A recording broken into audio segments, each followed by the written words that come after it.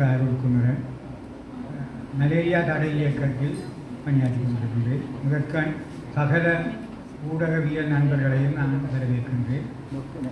வெறும் 25ஆம் தேதி சித்திரை மாதம் 25ஆம் தேதி நாங்கள் மலேரியா தினத்தை, உலக மலேரியா தினத்தை கொண்டாட இருக்கின்றோம். மலேரியா பற்றி சில குறிப்புகள். பல நூற்றாண்டுகளாக நமது நாட்டில் மிகவும் கொடூரமான நோயாக மலேரியா காணப்பட்டது. 2012ஆம் ஆண்டு முதல் மலேரியா நமது நாட்டை விட்டு அகற்றப்பட்டுள்ளது. 2016ஆம் ஆண்டு உலக சுகாதார திணைக்களம் நாங்கள் மலேரியா அற்ற நாடாக, ஒரு சில நாடுகள் தான் ஆசியாவிலேயே மலேரியா அற்ற நாடாக காணப்படுகின்றது. ஆப்பிரிக்கா, முழு ஆசியாவிலும் மலேரியா நோய் காணப்படுகின்றது.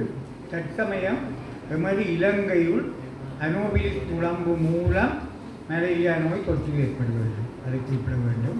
பிற நாடுகளில் இருந்து, அதாவது மலேரியா தொற்று உள்ள நாடுகள், ஆப்பிரிக்க நாடுகள், ஆசிய நாடுகளில் இருந்து வரும் நோயாளிகள் மூலம் எங்களுக்கு மலேரியா காணப்படுகின்றது.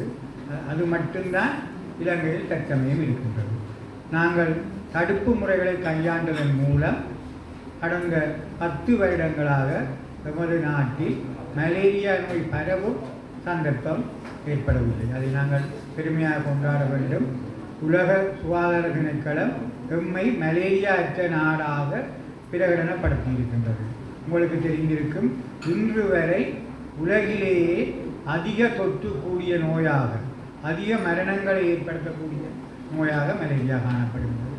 பல மில்லியன் நோயாளர்கள் மலேரியாவில் ஏற்படுகின்றார்கள். பல லட்சக்கணக்கான மக்கள் இன்று வரை மலேரியாவில் இறந்து கொண்டிருக்கின்றார்கள். ஆகவே மிக முக்கியமான ஒரு நோயாகும்.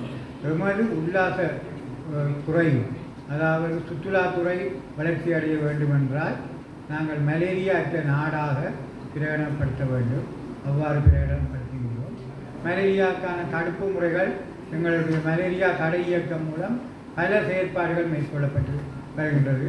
எமது இயக்குனர், வைத்திய நிபுணர்கள், தடை அதிகாரிகள், என்டமோலஜி கருத்தில் போன்றவர்கள் இந்த தடை இயக்கத்தில் காணப்படுகின்றார்கள். ஆகவே நாங்கள் மீண்டும் ஒரு மலேரியா நோய் ஏற்படாத வகையில் 1934ஆம் ஆண்டு, 1968ஆம் ஆண்டுகளில் மலேரியா விட்டு போய்விட்டது என்று அசண்டையாக இருந்த காரணத்தால் மிகப்பெரிய தொற்றுகள் ஏற்பட்டு பல்லாயிரக்கணக்கான மக்கள் இறந்தார்கள். அவ்வாறான ஒரு நிலை ஏற்படாத வகையில் நாங்கள் மலேரியா தடை இயக்கம் தொடர்ந்து தடை வேலைகளை செய்து கொண்டிருக்கின்றோம். நான் நம்புகின்றோம், பின்னொரு காலத்தில் மலேரியா நோய் நமது நாட்டை பாதிக்காது என்று. அதற்கு முக்கியமாக மக்களும், நீங்கள் ஊடகத்துறை சார்ந்த அனைவரும் உதவி செய்ய வேண்டும். மலேரியா டே சித்திரை மாதம் 25ஆம் தேதி வருவது மட்டும் காணாது. நீங்கள் மாதந்தோறும் இந்த மலேரியா சம்பந்தமான விழிப்புணர்வை மக்களுக்கு சென்றடைய வேண்டும் என்பதில் நான் பிரதானமாக இருக்கின்றேன். முக்கியமான ஒரு கருத்து, தற்சமயம் பிற நாடுகளுக்கு, அதாவது ஐரோப்பிய நாடுகளுக்கு, கனடாவுக்கு செல்பவர்கள் செல்ல முடியாமல் ஆப்பிரிக்காவில் நின்று திரும்பி வருவதால் அவர்கள் ஆப்பிரிக்காவில் இருந்து மலேரியா நோயை நமது நாட்டுக்கு கொண்டிருக்கின்றார்கள்.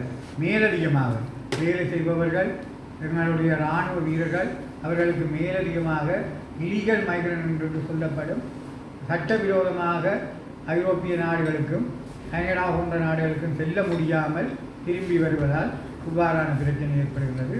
அவர்களுக்கு நாங்கள் கண்டிப்பாக விழிப்புணர்வு ஊட்ட வேண்டும். ஏனென்றால் அவர்கள் நேரடியாக வந்து எங்களுக்கு மலேரியா பற்றியோ தங்களுடைய பயணம் பற்றியோ கூற மாட்டார்கள். ஆகவே நீங்கள் விழிப்புணர்வு ஊட்டுவதன் மூலம் அவர்களை தூண்டிவிட்டு அவர்களுக்கு மலேரியா பரிசோதனை செய்து மலேரியா நோய் இருப்பில் உரிய சிகிச்சை பெறுவதன் மூலம் அவர்கள் மலேரியாவை இலங்கைக்குள் பரவப்படாது தடுக்க முடியும். நன்றி.